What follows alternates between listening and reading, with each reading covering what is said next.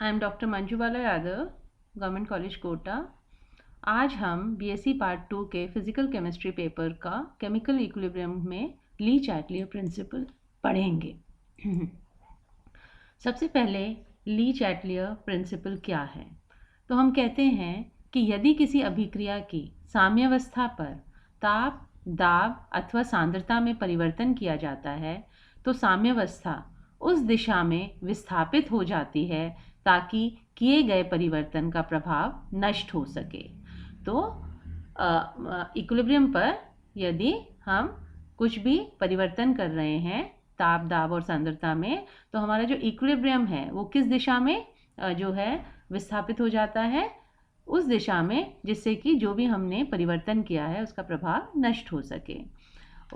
सबसे पहले यदि हम सांद्रता में वृद्धि करते हैं तो साम्यावस्था उस दिशा में विस्थापित हो जाती है ताकि उस पदार्थ की सांद्रता में कमी हो। और इसी प्रकार से यदि हम दाब में कोई वृद्धि करते हैं तो हमारा इक्विलिब्रियम किस दिशा में शिफ्ट होगा? जिस दिशा में जो है वह उसको कम कर सके। और ताप में वृद्धि अगर की जाती है तो साम्यावस्था ताप कम होने की दिशा में विस्थापित होती है। इस नियम को हम कुछ उदाहरण सहित जो है देख सकते हैं। अब है आपका effect of change in concentration.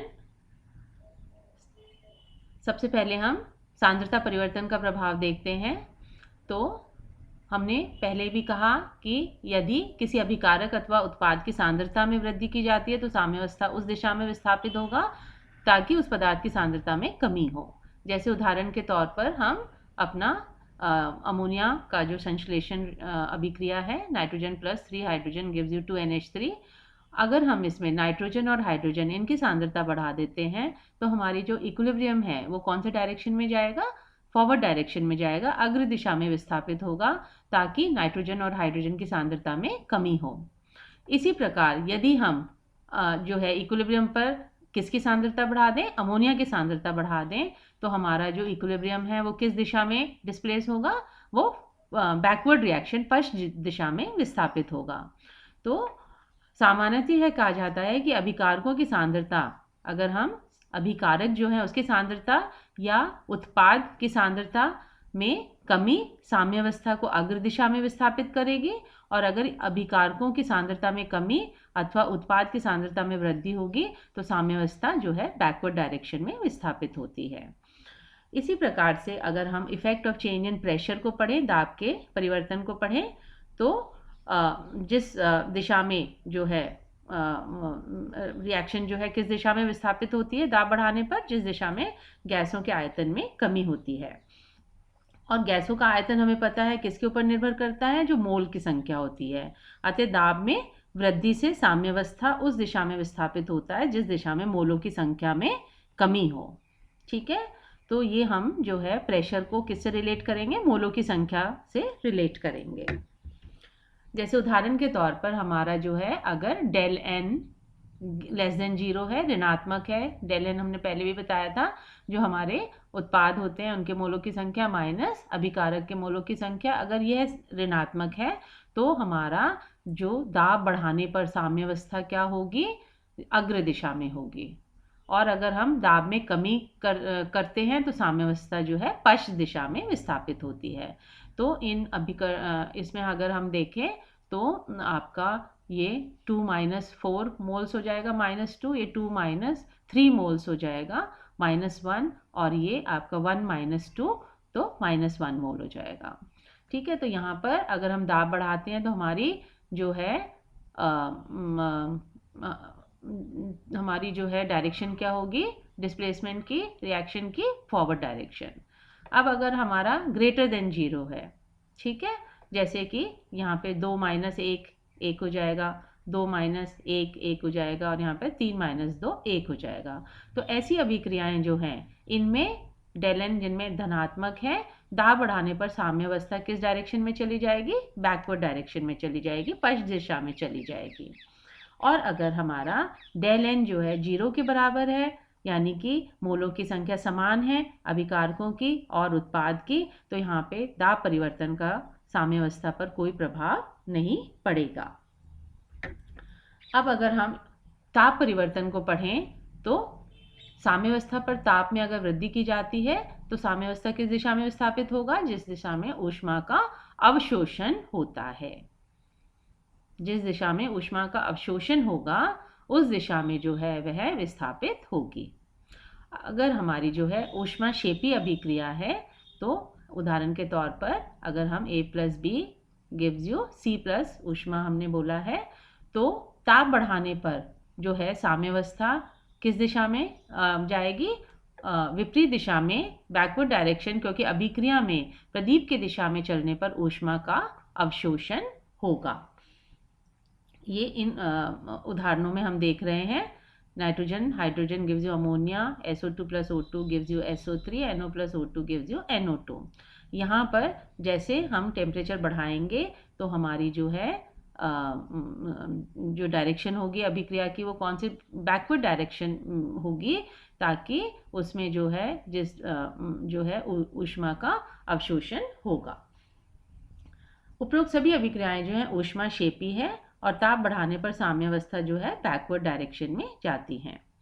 अब अगर हम ऊष्माशोषी अभिक्रियाएं लें और तो यहाँ पर जो है ताप बढ़ाने पर साम्यावस्था कौन सी डायरेक्शन में जाएंगे? अग्र दिशा में जो है जाएंगी, और ताप घटाने पर जो है वो बैकवर्ड डायरेक्शन में जाएंगी।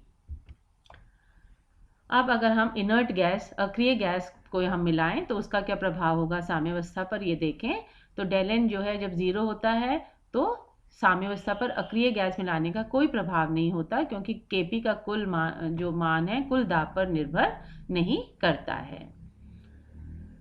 ठीक है, यानी कि जब हमारा कोई मोलों में चेंज नहीं है अभिकारकों में और उत्पादों में, तो वहाँ पर साम्यावस्था पर कोई असर नहीं पड़ेगा। और जिनमें जो है डेलन का मान 0 नहीं है तो उनकी साम्यावस्था पर अक्रिय गैस मिलाने पर निम्न प्रकार से प्रभाव पड़ता है। अगर हम कांस्टेंट वॉल्यूम, कांस्टेंट आयतन की बात करें तो अगर कोई आयतन में परिवर्तन नहीं होगा तो कोई अक्रिय गैस मिलाई जाती है तो साम्यावस्था पर कोई प्रभाव नहीं होता। ठीक है, तो अगर कोई आयतन में परिवर्तन नहीं है तो फिर अक्रिय गैस का कोई प्रभाव नहीं है। अक्रिय गैस मिलाने पर यद्यपि कुल दाब में वृद्धि हो जाती है, परंतु अभिकारकों और उत्पादों के आंशिक दाबों में परिवर्तन नहीं होता।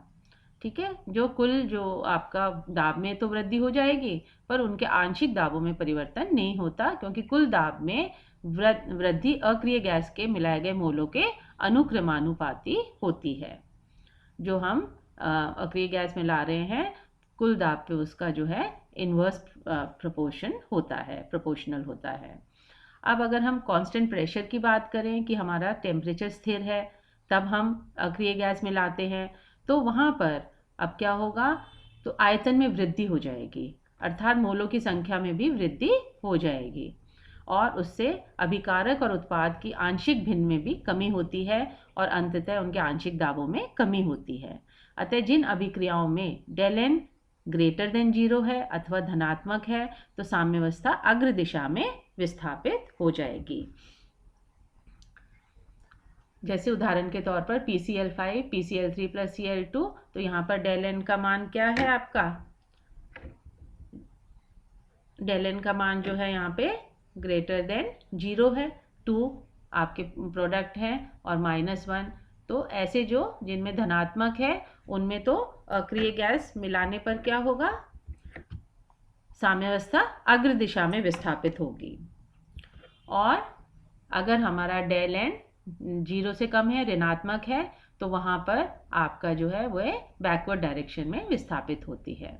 तो हम कह सकते हैं कि स्थिर दाब अगर है तो अक्रिय गैस मिलाने पर साम्यावस्था बढ़े हुए आयतन की दिशा में विस्थापित होती है।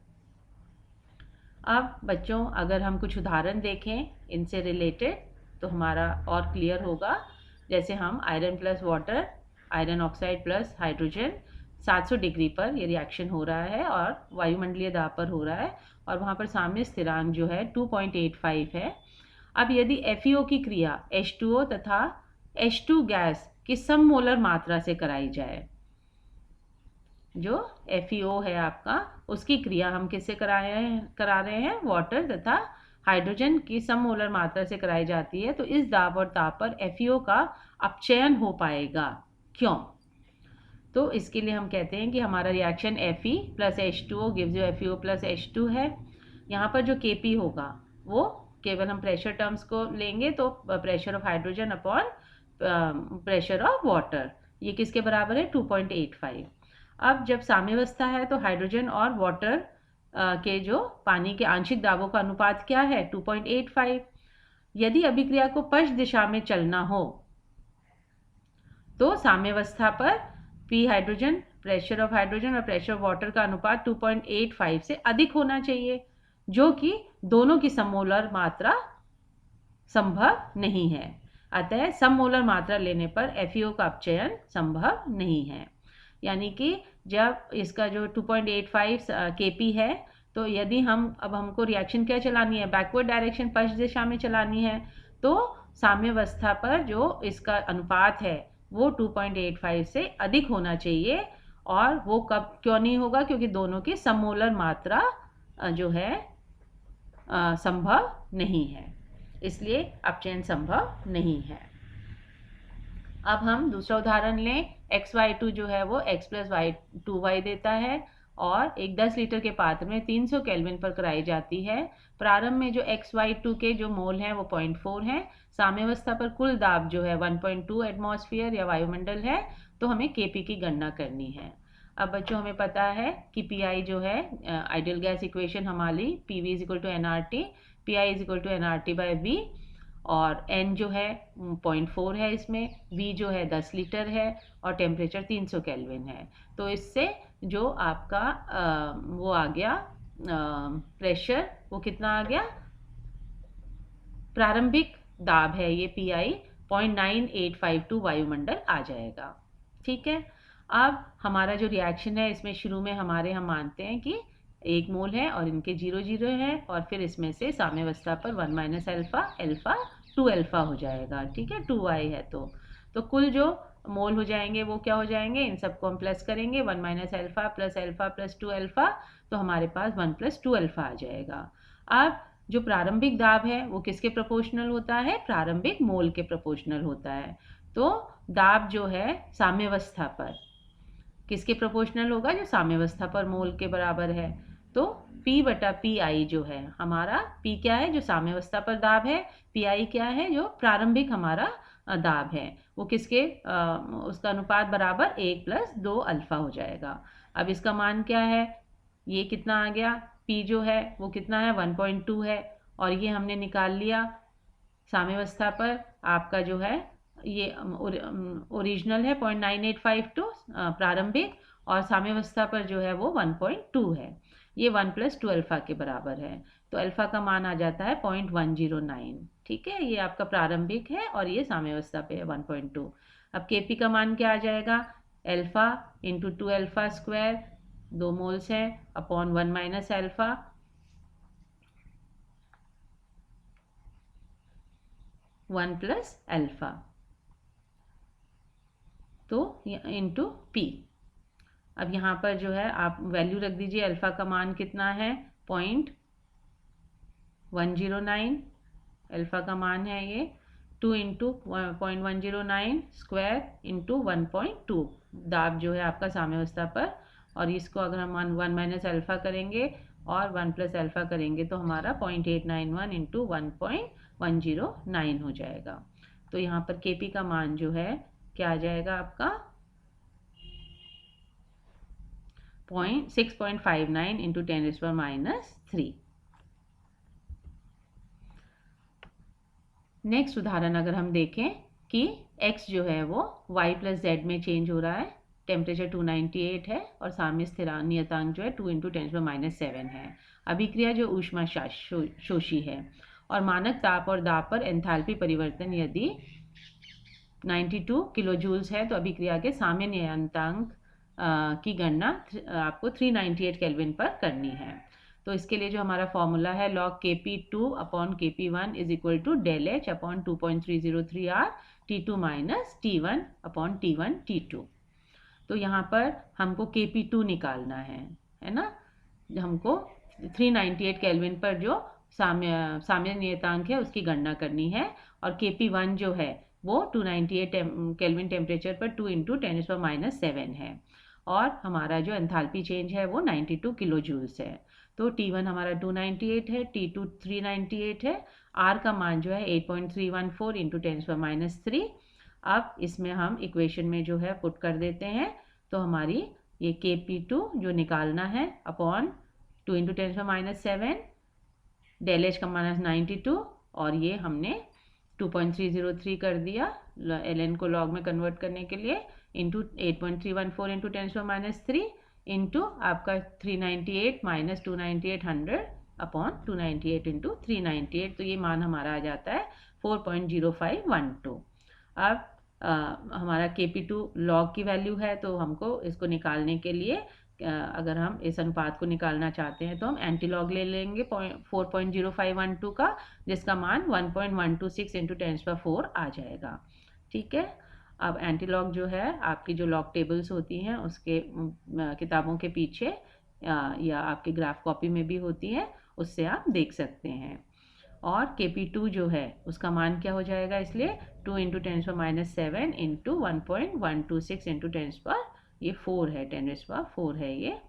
और तो ये आपका आ जाएगा 2.252 × 10⁻³ तो इस प्रकार से आप सिंपल न्यूमेरिकल्स होते हैं, आपको अगर फॉर्मूला ज्ञात है आप सही उसका सब्स्टिट्यूशन कर देते हैं तो आपका जो है बिल्कुल, और अगर आपका आंसर तक भी नहीं पहुंचते तो भी आपको 3/4 मतलब यानी 4 का है न्यूमेरिकल, तो 3 नंबर आपको उसमें मिल जाएंगे। इसलिए न्यूमेरिकल से शुरू से ही आप आदत रखिए करने की, ये आपको बहुत हेल्प करेंगे अच्छे मार्क्स स्कोर करने में। Thank you.